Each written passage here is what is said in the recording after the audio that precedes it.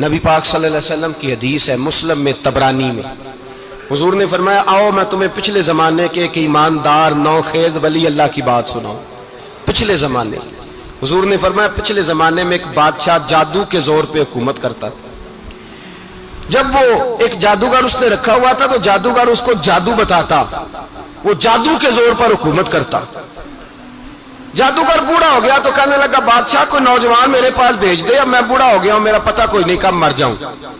ایک نوجوان کی ڈیوٹی لگائی، بڑا زیرک سمجھدار، اپنے رعایا میں سے چن کے جو ذہین فطرت مزاج بچہ تھا وہ اس نے لگایا۔ اللہ کے محبوب علیہ الصلوۃ والسلام فرماتے ہیں بچہ جادو سیکھنے لگا، وقت گزرنے لگا۔ بچہ جب جادو سیکھنے جاتا تو رستے میں ایک راہب بھی تھا جو انجیل جانتا تھا، وہ اللہ اللہ سکھاتا، لوگوں کو حضرت عیسیٰ علیہ السلام کی تعلیمات سے آگاہ کرتا۔ اس نے دیکھا کہ یہاں بھی لوگ اکٹھے ہیں تو وہ بچہ اس راہب کے پاس بھی اٹھنے بیٹھنے لگا۔ اب جب اس کے ساتھ اس کی گفتگو بڑھنے لگی تو اس کو باتوں میں لذت آنے لگی۔ اس نے راہب نے پوچھا کہ تو کون ہے اور کس طرح سے آیا ہے، کیا تیرا معاملہ ہے؟ اس نے کہا جی میں جادو سیکھنے جاتا ہوں، آپ کی باتیں مجھے بڑی اچھی لگتی ہیں۔ اس نے کہا دین سیکھ، جادو سیکھنے والے کافر ہو جاتے ہیں، قرآن و حدیث سیکھنے والوں کو اللہ کامل ایمان عطا فرماتا ہے۔ فرمایا یہ سیکھ۔ بچہ بیٹھنے لگا، اس کے پاس آنے لگا، باتیں دل میں گھر کرنے لگی۔ ایک وقت آیا کہ مسلمان ہو گیا، اور مسلمان کیسے ہوا؟ بچہ کہتا ہے میں تجربہ کر کے ہوا۔ اب میں تھوڑا سا وقت جادوگر کے پاس بھی جاتا اور باقی سارا وقت وہاں بیٹھتا۔ میں ایک دن جا رہا تھا تو رستے میں اژدہا تھا، بہت بڑا سانپ تھا، رستہ روک کے کھڑا تھا۔ یہ حضور نے بیان کی حدیث۔ نبی پاک صلی اللہ علیہ وسلم فرماتے ہیں بچہ کہتا ہے کہ رستے کے اندر سانپ ہے، رستے بند ہے، لوگ چھتوں درختوں پہ چڑھے ہیں، ہراش ہے۔ کہتے چھوٹا سا روڑا میں نے اٹھایا تو میں نے کہا اللہ اگر جادوگر سچا ہے تو اسے مار دے۔ چھوٹا سا روڑا میں نے پھینکا، اژدہا کوئی نہ مرا۔ پھر چھوٹا روڑا اٹھایا، میں نے کہا اللہ اگر وہ عالم سچا ہے تو اسے مار دے۔ اب جب میں نے روڑا مارا تو اژدہا مر گیا۔ میرے اندر سے گواہی آئی نہیں دین کی باتیں سچی ہیں، نہیں قرآن کی باتیں اسلام سمجھانے کے لیے عرض کر رہا ہوں، اگرچہ اس دور میں انجیل تھی، اللہ رسول کی باتیں اچھی ہیں۔ کہتے میں مسلمان ہو گیا، اب میں نے راہب کے پاس ہی رہنا شروع کر دیا، جادوگر کے پاس چھوڑ دیا اس بچے نے آنا۔ بادشاہ پوچھتا کہاں زیادہ وقت گزارتے ہو تو وہ بات گول کر دیتا، وقت تیزی سے بڑھنے لگا۔ اللہ نے اس نوجوان میں طاقت پیدا کر دی، اب وہ اس کے اندر نا اللہ نے توانائی روحانیت پیدا کر دی، ابھی جوان ہے، 14-15 سال عمر ہے۔ اللہ نے اب جو بیمار بھی آتا وہ دعا کرتا تو اللہ صحت عطا کر دیتا، جو بھی آتا۔ بادشاہ کا ایک درباری تھا، بادشاہ کو پنکھا جلتا تھا، وہ اندھا ہو گیا، کوئی ایسی تکلیف آئی کہ نابینا ہو گیا، بڑے علاج کرائے شفا نہیں ہوئی۔ کسی نے اس بچے کا پتہ بتایا کانوں میں، اس کے پاس گیا تو بچہ کہنے لگا شفا تو ہو جائے گی پر کلمہ پڑھنا پڑے گا، مسلمان ہونا پڑے گا، جس پیغمبر کا میں غلام ہوں تجھے بھی بننا پڑے گا، دین پہ عمل کرنا پڑے گا، اللہ شفا دیتا ہے۔ اس نے کہا تو مجھے کلمہ پڑھا، مجھے شفا دے، میں تیار ہوں۔ اس نے کہا شفا تو اللہ دیتا ہے۔ اس نے اللہ تبارک و تعالیٰ کا ذکر کر کے دعا مانگی، یہ مسلم شریف میں حدیث ہے، طبرانی میں موجود ہے۔ اللہ نے اسے شفا دی، اس نے کلمہ پڑھنا شروع کر دیا۔ یہاں ایک نقطہ لکھا ہے ہمارے علماء نے، کہتے ہیں جب اللہ ولایت عطا کرتا ہے نا تو یہ سفید بالوں والے کا حصہ نہیں ہوتی۔ اگر جوانی میں کوئی آدمی توبہ کر کے تصوف کے رستے پہ چلتا ہے تو سب سے زیادہ ولایت اللہ اسے عطا فرماتا ہے، سب سے زیادہ ولایت اس کے پاس ہوتی ہے۔ ابھی اس کے بال کالے ہیں، چڑھتی جوانی ہے، دعا کی تو اللہ نے، اور حدیث پاک میں موجود ہے کوڑے آتے تو شفا یاب ہو جاتے، اندھے آتے تو شفا یاب، برس والے آتے تو اللہ سے دے، جوان ہے۔ بادشاہ کے پاس وہ واپس گیا، وہ جو آدمی جس کی آنکھیں ٹھیک ہوئی تھی۔ بادشاہ نے پوچھا کہ کیسے شفا ملی؟ تو کہنے لگا میرے رب نے شفا دی ہے۔ بادشاہ سجدے کراتا تھا، اپنے آپ کو منواتا تھا معاذ اللہ، کہنے لگا میرے علاوہ کون رب ہے؟ اس نے کہا وہی رب ہے جس نے تجھے پیدا کیا ہے، اور وہی رب ہے جس نے مجھے اندھے کو آنکھیں دی ہیں، وہی ہے میرا مالک۔ کہا اچھا تو مجھے نہیں مانتا؟ کہا نہیں میں اپنے رب کو مانتا ہوں۔ بادشاہ نے اسے سزا دی، ستایا، اس نے بچے کا پتہ بتایا، پھر بچے کو بلا کے ستایا تو اس راہب کا پتہ بتایا، راہب بھی قتل ہو گیا، نابینا بھی قتل ہو گیا۔ بادشاہ نے کہا سپاہیوں سے اس بچے کو لے جاؤ اور پہاڑ کی چوٹی پہ جا کے نیچے پھینکو تاکہ مر جائے. بچہ پہاڑ کی چوٹی پہ گیا تو ہاتھ اٹھا کے کہنے لگا یا اللہ میرے لیے نہیں اپنے لیے، میرے لیے نہیں اپنے لیے انہیں اپنی قدرت کے جلوے دکھا.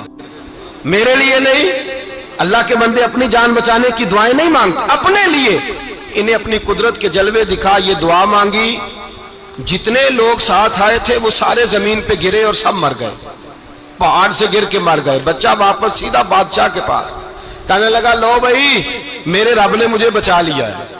جوان کا ایمان دیکھو، میرے رب نے مجھے، بولو میرے اللہ نے مجھے ایمان کی گواہی دے رہا ہے، میں بچ گیا ہوں، تو جھوٹا ہے، میرا رب سچا ہے.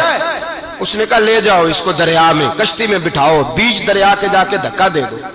بیٹھے کشتی میں، دریا کے بیچ گئے، اور جب جا کے وہاں اس کو دھکا دینے لگے تو اس نے کہا اللہ میرے لیے نہیں اپنے لیے انہیں اپنی قدرت کے جلوے دکھا. بس ایک طوفان سا آیا، جتنے سپاہی ساتھ آئے تھے ڈوب کے مر گئے. وہ بچہ اٹھا اور سیدھا پھر بادشاہ کے پاس، اسی کے پاس کہنے لگا لو بھائی میرے رب نے مجھے بچا لیا ہے، تیرے پاس آیا ہوں. وہ کہنے لگا تو کیا مصیبت میرے گلے پڑ گئی ہے، کیسے جان چھوٹے گی؟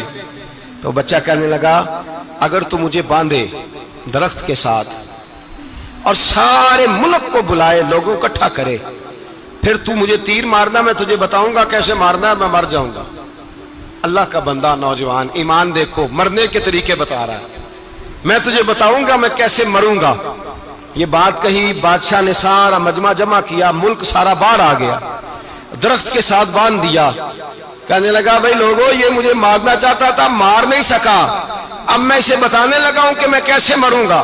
اسے کہو جب تیر مارے تو ساتھ میرے رب کا نام بھی لے، میں اپنے رب کے نام پہ جان دوں گا، ایمان کی پختگی میں اللہ کے نام پر جان دوں گا. اسے کہو رب کے نام پہ مارے، مر جاؤں گا.